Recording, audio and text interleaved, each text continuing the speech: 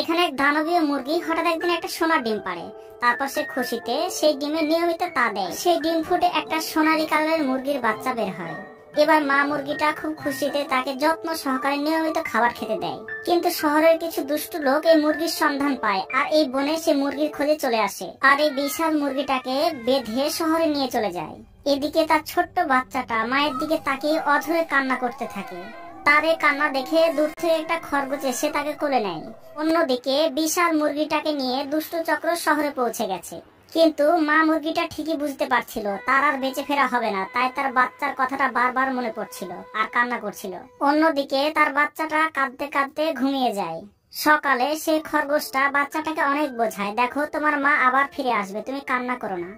এরপর দিনের পর দিন যায়, মুরগির বাচ্চাটা বড় হতে থাকে। দেখতে দেখতে সে আজ অনেক বড় হয়ে যাচ্ছে। বহুদিন পর দেখে সে দানব আকৃতি ধারণ করেছে। তারপর সে সিদ্ধান্ত নেয় তার মায়ের খোঁজে শহরে যাবে। আর তাই সে খরগোশটাকে পিঠে নিয়ে হাঁটতে শুরু করে শহরের উদ্দেশ্যে।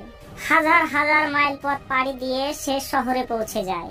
তাকে দেখে শহরের মানুষ ভয়ে ছুটোছুটি শুরু করে দেয়। পরিস্থিতি খারাপ দেখে সারাদিন খোঁজার পর সন্ধ্যা হতে হতে সে